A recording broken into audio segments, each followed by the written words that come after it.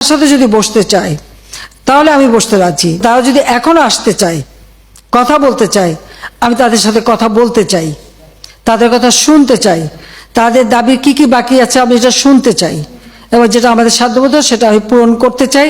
আমি এই সংঘাত চাই না। তারা যদি বসতে চায় আমার সঙ্গে, এই আন্দোলনকারীরা, কোটা আন্দোলনকারীরা, আমি তাদের সাথে বসবো, তাদের কথা শুনবো, তাদের দাবি এ পর্যন্ত যা মেনে নিয়েছে আরও কিছু আছে কিনা সেটা হয়তো শুনতে হবে। এবং আপনাদের সামনে আমি বলতে চাচ্ছি যে দেশবাসীরও জানা উচিত যে আমি কখনোই আমার দরজা বন্ধ করিনি।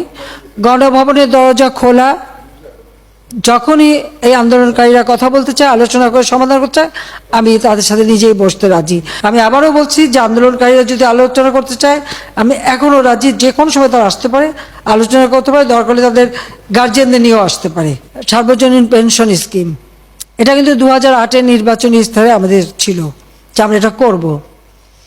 আমরা বহু সময় নিয়ে এটা অনেক চিন্তাভাবনা করে সার্বজনীন পেনশন স্কিমটা আমরা চালু করেছি, এবং সেখানে কিন্তু বিভিন্ন শ্রেণীর মানুষের জন্য বিভিন্নভাবে সুবিধা আমরা দিয়েছি। যে বিশ্ববিদ্যালয়, স্বায়ত্তশাসিত প্রতিষ্ঠান এবং প্রজাতন্ত্রের সকল বেতনভোগ কর্মচারীদের ক্ষেত্রে সার্বজনীন পেনশন ব্যবস্থায় অংশগ্রহণের বাধ্যবাধকতা বাতিল করে দিয়েছি, একবারে বাতিলই করে দিয়েছি।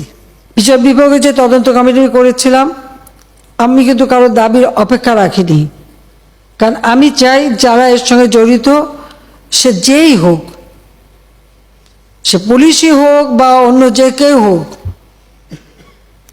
যারা অস্ত্রধারী, যারা এই ধরনের ঘটনা ঘটায়, তাদের সকলেরই তদন্ত হোক, বিচার হোক। এবং এই যে সমস্ত জিনিস জ্বালাও পোড়াও সবগুলি, শুধু ঢাকা না, যে কয়টা জায়গায় এই ধরনের ধ্বংসাত্মক কার্যকলাপ হয়েছে সেগুলি যেন তদন্ত করে যথাযথ বিচার হবে। তার জন্য আমি যে জুডিশিয়াল কমিটি করে দিয়েছিলাম, সেটা আরও 2 জন নিয়োগ দিয়ে এটাকে 3 সদস্য বিশিষ্ট আমরা করে তাদের কর্মপরিধিটাও বাড়ালাম, সময়টাও বাড়িয়ে দিলাম, যাতে যথাযথভাবে এটা তদন্ত হয়।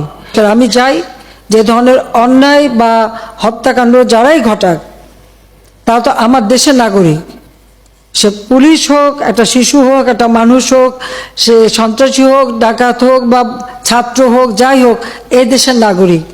আমি এর যথাযথ তদন্ত করে তাদের বিচার হবে, আমি সেটাই চাই। যে হত্যাকাণ্ডের সাথে জড়িতদের অবশ্যই বিচার করা হবে। আমি এটা স্পষ্ট বলি, হত্যাকাণ্ডের সঙ্গে যারা জড়িত, সে যেই হোক, অবশ্যই তাদের বিচার করা হবে, এবং যারা জড়িত তদন্ত করেই তা বের করা হবে। যারা অস্ত্রধারী, যেমন রংপুরে একটা ঘটনা ঘটেছে, যে পুলিশ দায়ী, সেই পুলিশকে সাসপেন্ড করা হয়েছে এবং তার বিরুদ্ধে তদন্ত হচ্ছে এবং তার বিচার হবে। ইতিমধ্যে কিন্তু সেই পুলিশ, রংপুরে যে হত্যাকাণ্ডটা, তার আমরা সাসপেন্ড করে দিয়েছি, তাকে কিন্তু সাসপেন্ড করা হয়েছে। অ্যারেস্ট যারা করা হয়েছে তাদের মধ্য থেকে যারা ছাত্র ছিল, পরীক্ষার্থী, তাদের সবাইকে কিন্তু জামিন দিয়ে ছেড়ে দেওয়া হয়েছে।